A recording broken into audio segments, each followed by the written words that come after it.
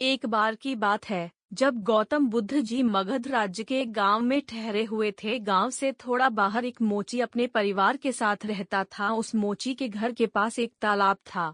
एक दिन रोज की तरह सुबह मोची तालाब किनारे पानी लेने गया। वहां उसने तालाब में एक बहुत ही अद्भुत पुष्प देखा। वह पुष्प देखने में बहुत ही सुंदर था और चमत्कारिक भी प्रतीत हो रहा था। मोची ने तुरंत ही अपनी पत्नी को बुलाया और वह पुष्प उसे दिखाया। मोची की पत्नी आध्यात्मिक और धर्म में आस्था रखने वाली थी। वह पुष्प को देखते ही समझ गई कि जरूर कल यहाँ से गौतम बुद्ध जी गुजरे होंगे। उन्हीं के प्रताप से यह पुष्प खिला है। पुष्प को चमत्कारिक मानकर मोची ने एक योजना बनाई। उसने अपनी योजना के बारे में पत्नी को बताया कि वह इस पुष्प को राजा को देगा और उनसे खूब सारी स्वर्ण मुद्राएं लेगा। उसकी पत्नी ने भी सोचा कि यह पुष्प उनके किसी काम का नहीं है, इसे राजा को ही दे दो, कम से कम कुछ कमाई तो होगी। पत्नी की सहमति के बाद मोची राजमहल की ओर निकल गया।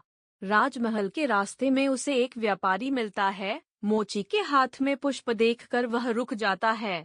वह मोची से पूछता है कि भाई, ये पुष्प लेकर कहाँ जा रहे हो? मोची कहता है कि मैं यह पुष्प लेकर राजा के पास जा रहा हूँ।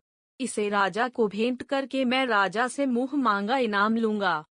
व्यापारी ने मोची को प्रस्ताव दिया कि तुम ये पुष्प मुझे दे दो, बदले में मैं तुम्हें 100 स्वर्ण मुद्राएं दूंगा।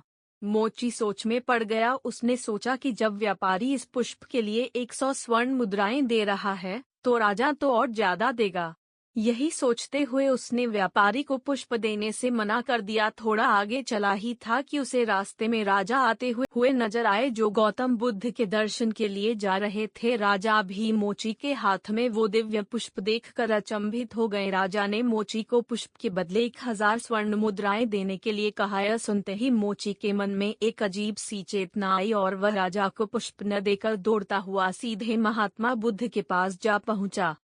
महात्मा बुद्ध जी मोची को देखकर हैरत में पड़ गए। उन्होंने मोची से पूछा तो मोची ने उन्हें सारी बात बताई। इसके बाद मोची ने वह पुष्प महात्मा गौतम बुद्ध के चरणों में अर्पित किया और उनसे कहा कि पहले तो मेरे मन में पुष्प को देखकर लालच आ गया था, लेकिन अब मैं समझ गया हूँ कि जिसकी छाया पड़ने से ही एक पुष्प इतना दिव्य हो गया हो, अगर उसकी शरण में मैं चला जाऊँ तो मेरा जीवन भी धन्य हो जाएगा। इसके बाद वह आजीवन महात्मा गौतम बुद्ध का शिष्य बनकर रहा। कहानी से सीख। इस कहानी ने हमें सिखाया कि हमारी जिंदगी में हमें बहुत से चीजें अपनी तरफ आकर्षित करती हैं, लेकिन हमें उनके लालच में न फंसकर अपने ज्ञान का प्रयोग करके जीवन में सही राह को चुनना चाहिए। अगर आपने अभी तक हमारे चैनल को सब्सक्राइब नहीं किया है तो कृपया ऐसी ज्ञानवर्धक कहानियों के लिए हमारे चैनल को सब्सक्राइब करें। वीडियो देखने के लिए धन्यवाद।